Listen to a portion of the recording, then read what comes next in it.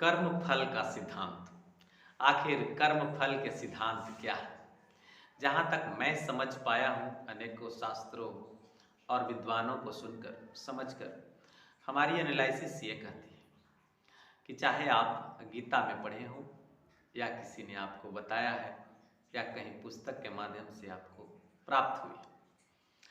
लोग कहते हैं कि यदि भाग्य के अनुसार ही हमको फल मिलना है तो हम कर्म ही क्यों करें? हम करें या ना करें उसका फल ही क्या है? आखिर उसका फायदा ही क्या है? और भी कुछ कहना है कि आखिर भगवान ने सिस्टम ही बनाया है कि जो कुछ भी तुम करो उसका तो कुछ फायदा है नहीं। अतः हम कर्म जैसे कि मन वैसे करते जाएंगे और होना तो है ही उनके मर्जी से।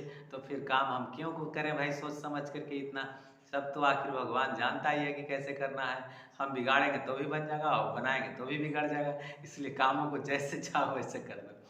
तो देखिए, हर एक चीज़ की एक डिसिप्लिन बनाई गई थी, ठीक है। तो किताबों में मैं भी पढ़ा और वह सिद्धांत पर हमने कई बार वीडियोज भी बनाया, लेकिन उसमें स्पष्ट वर्णन नहीं किया मैंने।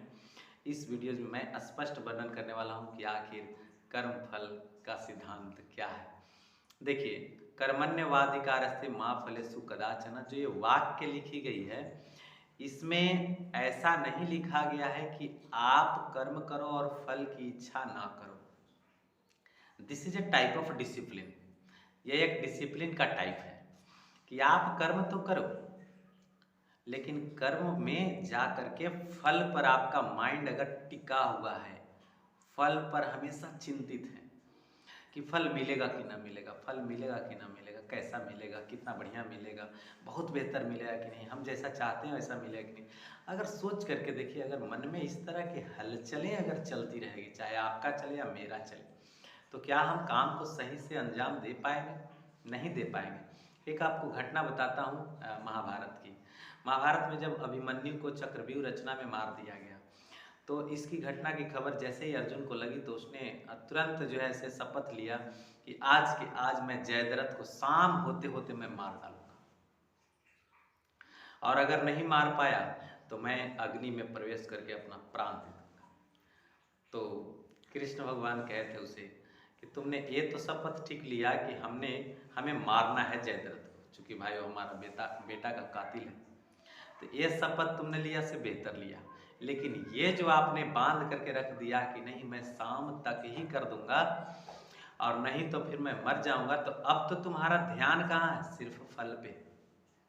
अब जो है ध्यान सिर्फ इतना ही पर है कि अगर नहीं हुआ तो बर्बाद हो जाएंगे, अगर नहीं हुआ तो मरना पड़ेगा। अब बताइए कि कर्म फल से हम ही विचलित हुए ना, अपनी करनी से, अपनी बातों से, अपनी शपथ से, अपनी वादे से। इसलिए आप कर्म तो करें, कर्म तो करें, शपथ तो लें, लेकिन ऐसे भी शपथ ना ले लें जिस पर आपका माथा ही टिक जाए और आप काम ही ढंग से ना करें। हाँ, ऐसे लोगों को करना तो चाहिए, उन्हें करना चाहिए जिन्हें इस चीज़ के, इस क्षेत्र की स्किल हो। वो काम करते करते इतने माहिर से हो गए हैं कि वो कोई भी शपथ लेते हैं और फिनिश, कोई भी शपथ लेते हैं छोटे बड़े और फिनिश कर लेते हैं। उनके पास काफ़ी बड़े अनुभव हैं और इस कारण से वो शपथ भी लेते हैं, निशाना लगा देते हैं, समय का बाउंड्री खींच देते हैं, एक लक्ष्मण रेखा खींच देते हैं अपने सामने कि इस समय के बाद नहीं, इसके पहले ही कंप्लीट कर लेंगे। दूसरी चीज़ें, क्वालिटी ऑफ रिजल्ट भी जो हम चाहते हैं कि इस तरह की क्वालिटी होनी चाहिए रिजल्ट में, तो क्वालिटी ऑफ रिजल्ट में भी हो सकता है कि गड़बड़ियाँ आए।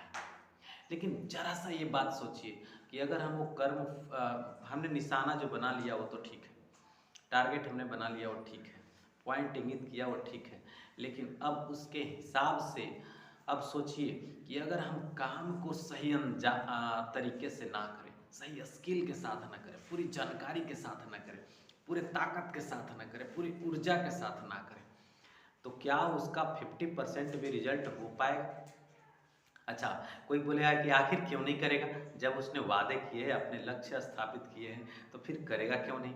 हाँ, नहीं करेगा, कारण ना कि फल में जब मन को उलझा देते हैं तो हमें चिंता सिर्फ फल की हो जाती है, कर्म पर ध्यान नहीं रहता। इसीलिए कहा जाता है कि आप काम तो करो, फल की चिंता मत करो। आपने टारगेट लगा लिया ना, बस टारगेट लगा करके और कामों को जितना बेहतरीन तरीका दे सकते हो, 100% एकदम 100% ऊर्जा के साथ। ऐसा नहीं बस खाली चिंता करो कि आएगा कि ना आएगा, आएगा कि नहीं है।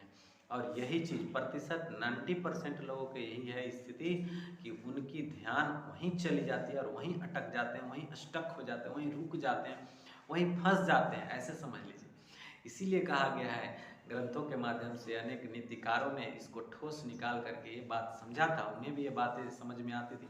मैं इस बात को खुद ही समझता हूँ कि अगर ऐसा कोई करे, एक निशाना बना ले, निशाना साध ले और सिर्फ उसी पर ध्यान करे, चूँकि ध्यान तो उधर जाएगा, कारण कि उसने ऐसा अनुभव पहले कभी नहीं किया था, पहली बार उसने ऐसा टारगेटेड किया। ऐसा अनुभवी व्यक्ति को नहीं हो पाएगा। अनुभवी व्यक्ति को क्यों नहीं होगा? चूँकि उसके पास उस कार्य को करने की हमेशा का अनुभव है, लगातार वो कर सकता है, ठीक है, उसका माइंड विचलित नहीं होगा। जैसे एक स्टूडेंट और एक टीचर को ले लीजिए। स्टूडेंट को अगर टारगेट दे दे कि इतने सेकंड के अंदर करना है, वो विचलित हो सकता है, लेकिन टीचर्स को दे दे कि इतने घंटे, इतने समय, इतने दिन के अंदर में आपको कंप्लीट करना है, तो वो नहीं होगा। कारण कि उसने कई वर्षों से उसी कार्य को लगातार किया है और कई बार फंसा है, कई बार अटका है और बार बार उस पर सॉल्यूशन स्थापित किया है, तब फंसने की गुंजाइश कम है। उसके मन में विश्वास रूपी जो काम, जो ऊर्जा है ना, वो बहुत अधिक है, वही उस बच्चे के पास बहुत कम है। और इस कारण से बच्चा स्टक कर जाता है, रुक जाता है, स्टॉप कर जाता है और वही टीचर्स आगे बढ़ते चला जाता है। तो ये था, बातें आपको मैं स्पष्ट करा पाया हूँ। तो फिर से एक बार मैं आपको बता दूँ, काम करें, लक्ष्य भी स्थापित करें, लेकिन ध्यान लक्ष्य पर नहीं, ध्यान काम पर हो। और उसमें छोटे छोटे स्टेप वाइज स्टेप आप एक सक्सेसफुल पॉइंट्स बनाते जाएं कि इतनी कर लिया तो एक पहली सफलता है, फिर दूसरी कर लिया तो दूसरी सफलता, फिर तीसरी पॉइंट को किया तो तीसरी सफलता।